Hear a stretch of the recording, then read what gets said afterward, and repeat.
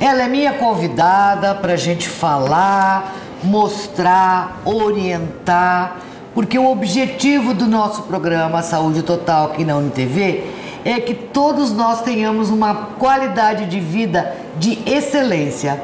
E a advogada Maria Zélia Oliveira é que poderá nos dizer sobre as horas extraordinárias, que é realmente um tabu enorme na população e também acaba sendo um Deus nos acuda, né?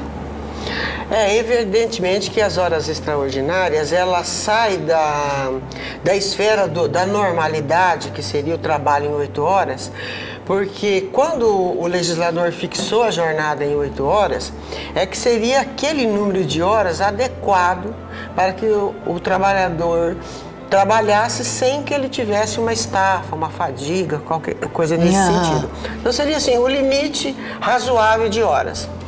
Mas estabeleceu também a possibilidade de se prorrogar esse limite de 8 horas, mas limitou a 2, certo? Então, a nossa legislação admite o trabalho extraordinário, mas limitado a 2 horas. A questão de trabalhar além de 2, ela, em tese, é ilegal.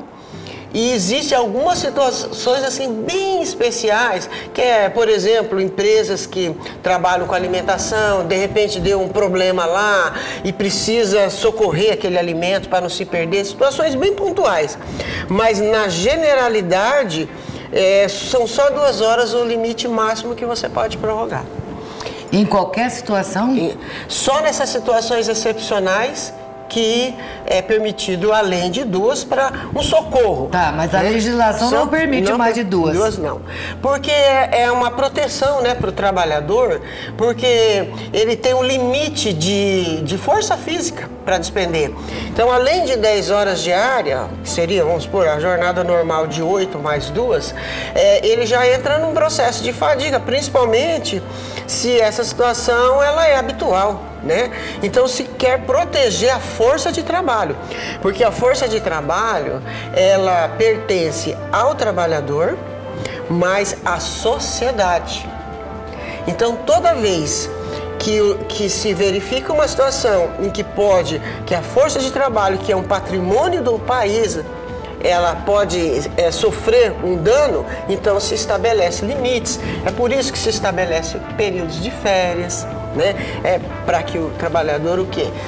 Consiga recuperar as forças físicas, o descanso semanal remunerado, que é um dia de descanso por semana, obrigatório. Que é obrigatório, evidentemente no sentido de que seria o limite ideal que o trabalhador... Você tocou num assunto que eu acho interessante a gente colocar dentro dessas horas extraordinárias, mas que é o assunto que você colocou de férias. A gente observava, não sei se ainda acontece isso, que muitos funcionários, muita gente comprava as férias. Isso não é legal. Não, isso é proibido por lei e pode ter consequências muito graves para o empregador. Porque a legislação só admite que as férias são de 30 dias, que você converta 10 dias em dinheiro, venda 10 dias em tá. Isso é possível.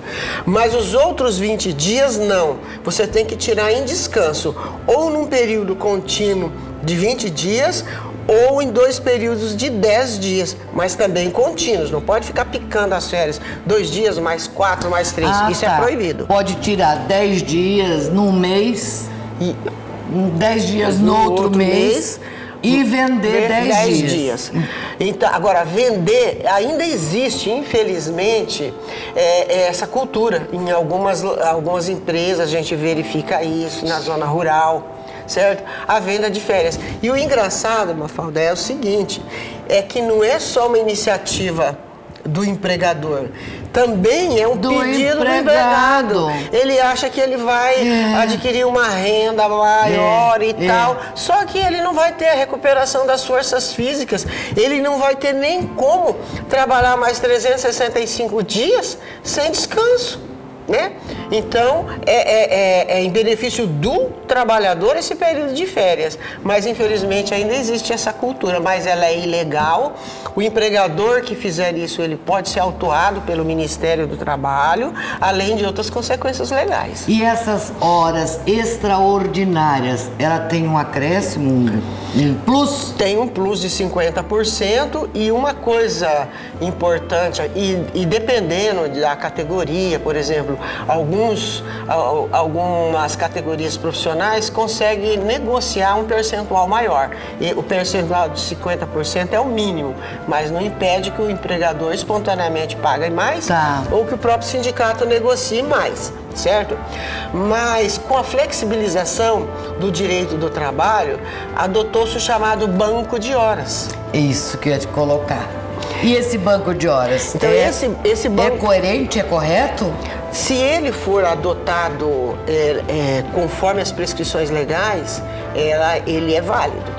Agora, o que acontece muito é o banco de horas informal. Esse não é válido. Tipo assim, olha, Mafalda, você vai para casa hoje depois do almoço porque você tem lá 50 horas para compensar e eu vou descontar. Nessa informalidade não vale. Existe a previsão, existe na Constituição a previsão, mas ela tem que ter um acordo coletivo onde se prevê a jornada a ser compensada e além do acordo individual. E tem que ser respeitado o limite de 2 horas. Por exemplo, o que acontece muito? Você trabalhou 3 horas, 4 horas e depois vai compensar, essa compensação é nula. Certo? Verdade. É nula, porque você violou a lei dizendo que tem que ter no mínimo, o máximo de 2 horas. Essas que serão compensadas. E tem que haver também aquele chamado crédito-débito, um conta corrente, certo? Onde efetivamente terão lá as horas trabalhadas e as horas compensadas. O limite máximo, quanto tempo vai ficar para compensar? 6 meses, 4 meses. Que não compensar, o que vai acontecer? Certo? Serão pagas como horas extras. Então, isso tudo tem que estar regulamentado no acordo. Então, não é essa compensação informal que a gente vê muito aí na prática. Essa não tem valor. Bom, então, portanto, por exemplo, o funcionário hoje ele foi 15 minutos a mais do horário dele. Aí, no outro dia, ele pegou mais 20.